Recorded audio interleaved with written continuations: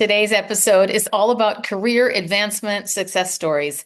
And I couldn't be more excited to share these because it is so great when you watch people succeed and get to witness them. Certainly, I feel like it is the greatest privilege that I could ever have to be a witness to the people that I've watched grow in their careers and especially to have a hand in it. So I wanted to share a couple things. First of all, I'm going to share a few case studies and stories of this to help you with some strategies and look at some lessons that we can learn from those people that really went for it. And one of those people is me. So I'll share a little bit more about my story. So let's dive in. First thing I want to say is it is so amazing when you think about the biggest lesson around somebody who goes for what they want and gets what they want. It all starts with knowing what that is. And we've talked a little bit about that before. You have to be clear on what you want before you can go for it. But the idea of asking, having that determination, and really believing in yourself to do it. And a big part of the belief comes from taking action. So I cannot stress to you enough how critical it is to take action in all of these things. And I also want to say that most of these people came out of my group called the Powerhouse, which is very exciting to see these success stories that continue to develop and take hold. So, first one I want to share with you is one of my clients, VP of Sales, Sales Director at Atrium Hospitality. Her name is Gissell Moronta, and I can say that out loud because she has allowed me to share this story. And I love this story because she was terrified of public speaking. So she started a few years ago working with me in at the time, a group coaching program that I had. And what was so fun is to watch her go from this terrified person of, I don't want to do that. I don't want to do speaking, but I want to do speaking, but I'm terrified of it. And so she came to me and said, okay, Karen, this year I'm going to conquer my fear. So the pressure was really high for her because she had basically these guidelines around this presentation that she was giving at HSMAI, which is a hotel conference or hospitality conference that happens. There's multiple events that they have throughout the year. But it was a big deal because it's called a lightning round, which means that you have, oh my gosh, now I already forgot what it was. You have hold on a sec. Let me remember. You have 6 minutes to present with slides that change every second. Oh my God, every 20 seconds. I'm sorry. Let me say that again. She had 6 minutes to present with slides that changed every 20 seconds. So high stakes situation. And she is SVP of Sales and Marketing at Atrium Hospitality, and she has always thrived in her career, but she was hesitant, even though she was invited many times to do these presentations on the main stage, she declined because of her public speaking fear. So this year, something in her shifted, and that's when she said, okay, I'm going to take that first step of courage to say yes. And then we started working together. So we utilized a number of different techniques and strategies to help her find her confidence on stage. And of course, she had lots of support from us in the powerhouse and people around her for sure. But it is so cool that she nailed that presentation in front of 200 people. And then 6 months later, she went on to speak in front of close to 1,000 people. And she has done multiple speaking engagements since. And it's so important to remember that when you when you do speaking engagements, when you start speaking more, that automatically starts catapulting your career. So, one of the things that we did, and this is my recommendation to you, is to record yourself and watch it back. Most people don't like to watch themselves on video. I understand, I get it, but that is the best way to see objectively how you come across.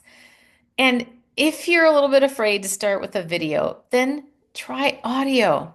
Record yourself at one of your own meetings. See how you sound. See what you think. Most people hate the sound of their voice, but try it out anyway, because here's the thing I always tell people. If you might not like the sound of your voice, but here's the news flash. No one else is inside your head. So wouldn't you rather hear it how the 100% of the human race hears it? I would imagine yes. So try that out. That will help make a huge difference. So I'm very proud of Giselle, so happy for her, and I just think it's amazing. Okay, so another person came to me who was very just dealing with a difficult work situation.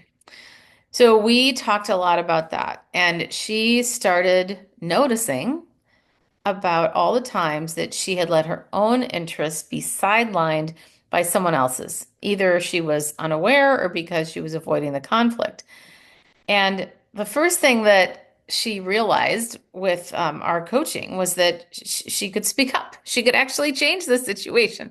A lot of times we get into this mode of, oh boy, I can't do anything about this just because it's how we've always done it. And we continue to stay in that rut. Excuse me. And then we worked on building her confidence to actually decide to speak up. And one of the things that we worked on, to give you a tip, and you've heard me say this before if you've been listening to me for a while, but starting with that celebration portfolio, coming up with all of the evidence through your accomplishments as well as your character strengths that show all the different ways that you have accomplished things. You're amazing. You have confidence. There is all this evidence to show that you're very competent. And yet, a lot of times we let self-doubt get in our way. Then we recorded, or excuse me, we talked through the words that she wanted to say in that conversation. And a lot of times, this is what I'd also recommend that you do with someone, is practice. So a lot of times I will do role play. And the way that I do role play with people is I play them and they play the difficult person or the one that they have to have the challenging conversation with. And that can make it easy. And do you know that the subconscious brain, the part of our brain, the subconscious, doesn't know the difference between what's real and what's not? So that's incredible because then what that means is you practice it in a lower stake situation. You practice it with a friend or a coach like me. And then when it comes time to do this in real life, your brain automatically fires by saying, oh, we've been here before. So it's not as scary when you do it after you've practiced, in other words, when you do it in real life. So that is what I would definitely recommend. And she did record herself quite a few times to figure out what she wanted and how to approach it. And then what was so great is that she recorded herself practicing saying the things she wanted to say. So the practice of getting the words out, trying out different things, seeing how that felt made a huge difference. And then little by little, she began to assert herself in her interactions with the person, and it got like her confidence built just from that. And again, keep in mind, these are micro steps, tiny actions, whatever you want to call them. They are small things. And what was so great is because we talked through what she wanted to say in advance, she didn't second guess herself. This is such a great example of extracting here the lesson of practice. Practice, practice, practice in advance. And one of the things that she mentioned is, oh my gosh, Karen, you helped me find a power I didn't know I had. And ladies, you have that power too. Every single person that is listening to this. And obviously, I'm talking to you personally that is listening to this. Wherever you're listening from, you have power. But a lot of times we don't choose to access it. So remember, think about some of these things that you need and want, and that can make a massive shift once you just decide, and then you start practicing, and then you start doing these micro actions that can add up to bigger things. And then your confidence builds from there. So that's another one. And then I've got another one. One of my favorites is from an SVP in the hospitality industry. And what was so great is that she basically decided what she wanted, the role that she wanted to play at the company where she was. And they, first of all, in us, what was so cool for me as, again, as a witness to her growth, she she accelerated her growth related to public speaking and her confidence. So a lot of strategies that I helped her with were around negotiations.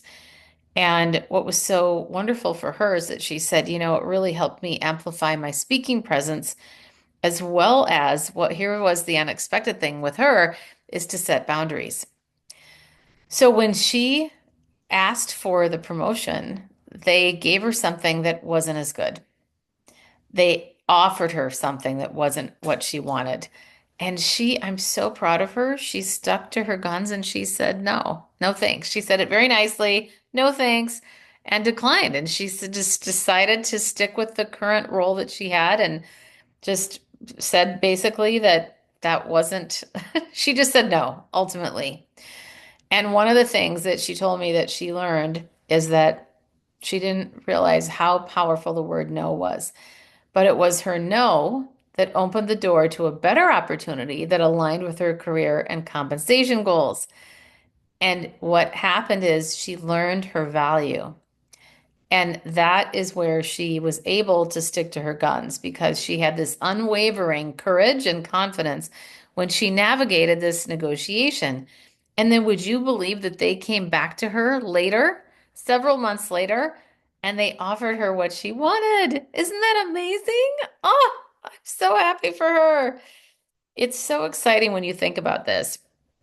So, one of my examples is when I was, oh boy, this was a long time ago now, when I was working for a company as the HR director.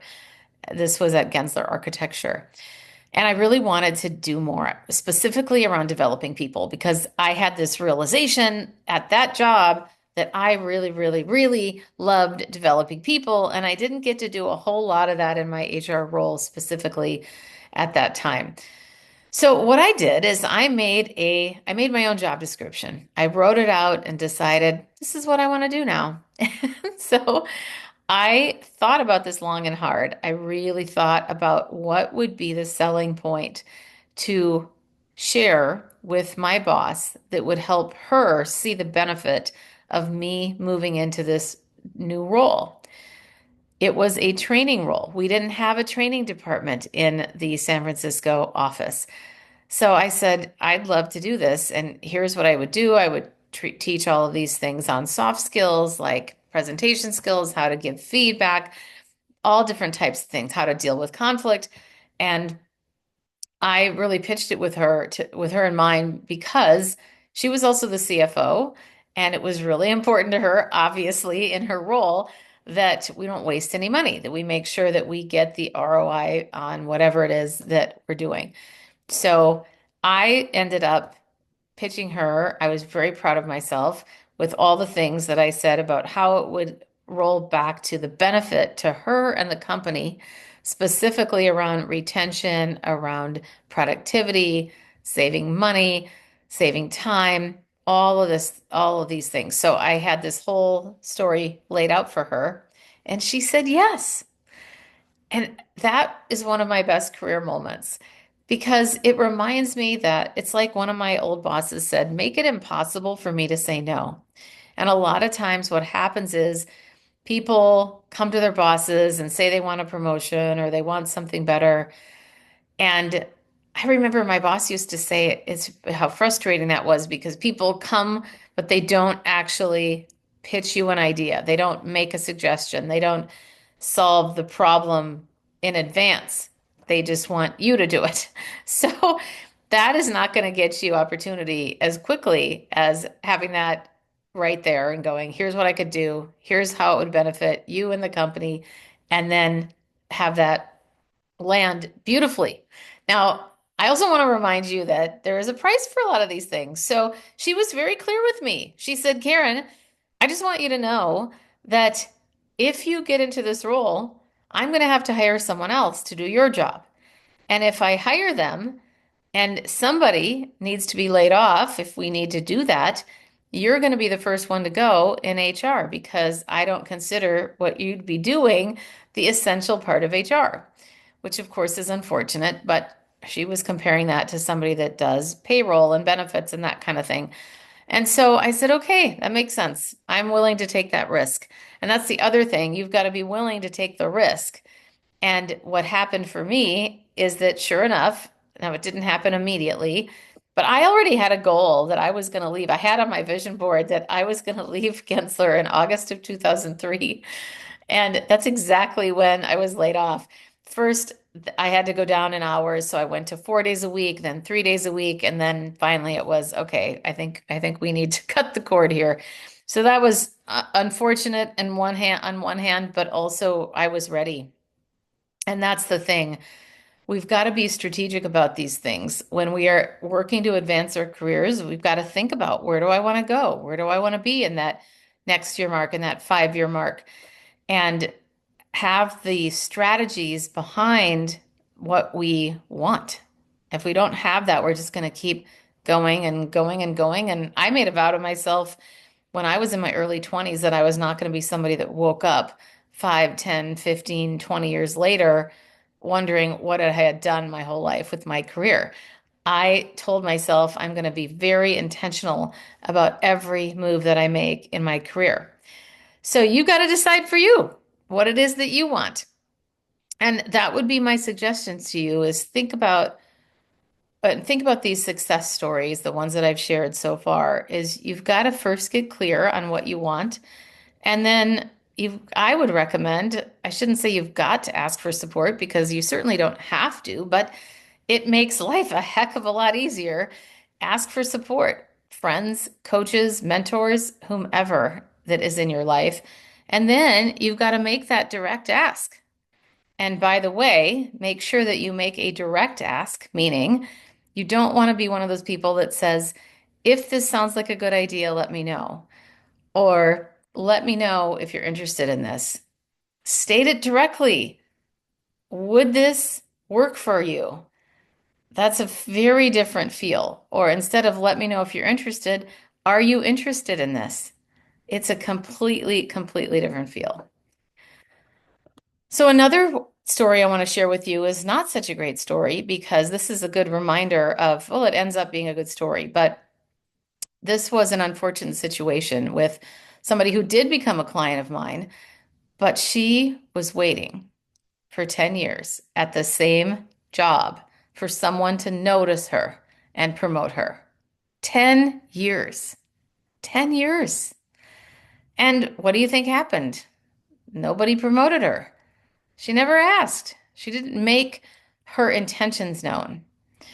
Well, she knew that there was something off, so we started working together. And sure enough, within 3 months, she actually got the promotion that she wanted because we crafted a plan. We figured out a strategy. She actually ended up creating her own role at this company because she knew that they had a need for this and that she was perfectly qualified to do it. But they might not have ever noticed that if she hadn't said something. So you've got to take charge of your own career. And if you're an entrepreneur owning a business, same thing. You've got to take charge of what do you want? What are you going for? Who's going to help you get there? Making sure that you do another thing that I love to talk about are my 3 Ds. It's decide, declare, and deliver. So you've got to decide first what you want, and then declare is tell everybody you know. Here's what I'm looking for. Here's what I want. And then you've got to deliver that. I would recommend that you act as if you already have it. And when you start acting as if, or even just in the morning, what would an SVP eat for breakfast? Or what would a C-suite person eat for breakfast? You could even start there and start acting as if. And when you start trying that on, again, practicing in your brain, it is fascinating because your subconscious mind doesn't know the difference. So the more you practice, the more you act as if, combined with taking action, combined with getting support, getting coaching, getting mentors, getting feedback. That's really important to ask for feedback. All of that comes together to help us meet our goals. So that's what I have for you today, folks. It is so important to take the reins on what you want in your career or your business so that you can unlock those opportunities and get what you want. Now, you may or may not have heard of the confidence cocktail, but there is an assessment for you to take if you would like in the show notes. This is my signature framework to help you become a clear, compelling, and credible communicator. There are 8 ingredients for this, which I have found over the years are the things that really, really make the greatest difference in getting there. And I also don't want to forget to tell you that I have a free guide on my website called 9 Words to Avoid and What to Say Instead. So if you'd like to look at some of those things so that you can get promoted to advance your career, you want to be careful about some of the words that we might be saying, you might be saying that get in the way because I want to help you to have all of the tools that you need to move forward in creating those strategies. Well, you don't have to create them. I'm offering them to you. So you could go for it, give it a try, and see how that lands.